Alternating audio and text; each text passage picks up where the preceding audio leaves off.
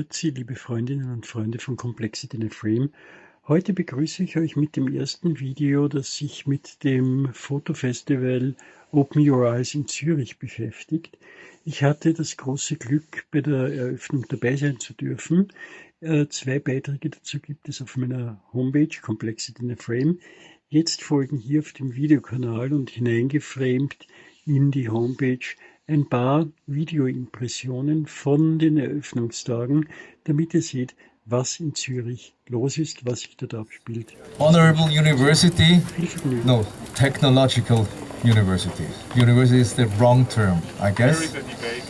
There's a debate on this. Well, the name is Eidgenössische Technische Hochschule, so I'm on safe ground. The name of the gentleman is Joël Maison, and he will speak to us in a few minutes to explain what it is about and why we are here together. Thank you for coming. Good morning, everybody, and welcome, Mr. Joël Maison. So, thank you, Lois. Thank you for what you have been organizing here. It's really great. I want to welcome also the photographers, and I heard there are media representatives. So welcome to everyone and to some colleagues. I see colleagues and photographers. So it's really a great pleasure for me to welcome you here at this place. It's called the Polyterrasse. And maybe I say a few words about ETH. I think we can call it a university, okay. ETH is a major actor of what we call modern Switzerland. You know, Switzerland was created in 1848, the new constitution of Switzerland. And soon after, Switzerland wanted to have a national university. And the Polytechnicum, how it's called, was created in 1855. And at that time, Switzerland needed engineers to build roads, tunnels, electrification. Switzerland was a rather poor country. But you want rather view the Open Your Eyes exhibition. And many of you have contributed to it, and I want to thank you again for this contribution.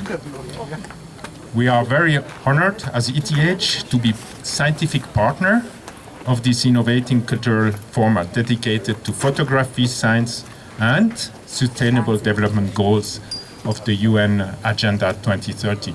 Maybe when I was interviewed for this job, I was asked, what are the 2 things that you would like to do that ETH doesn't do or not enough today? And I said there are 2 things. One is to relate more to UN organizations in Geneva. Was always amazed to hear how little connection there is between Zurich and Geneva. And the other one was to connect more to art. And so today we kind of fulfill both goals. The starting point of your tour is this collection of compelling images that surround us. Please have a look at this. They reflect the work and purpose of the CERN in Geneva. And you know, I'm a physicist, and I grew up in Geneva, as you can hear from my accent. So I'm very proud of what happens here, and I'm still very impressed of what CERN is doing. This is more than just a scientific endeavor.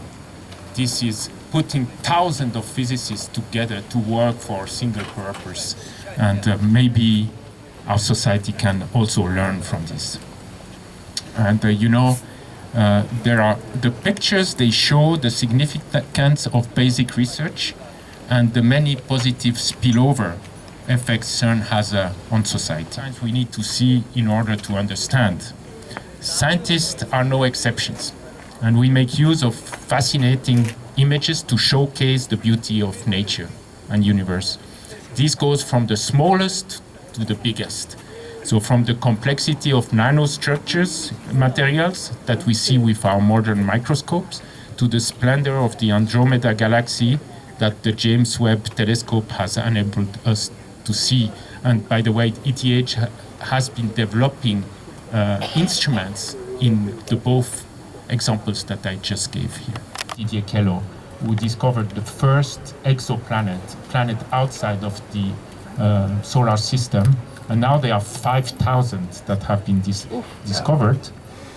And he makes the point very clearly. We have only one planet.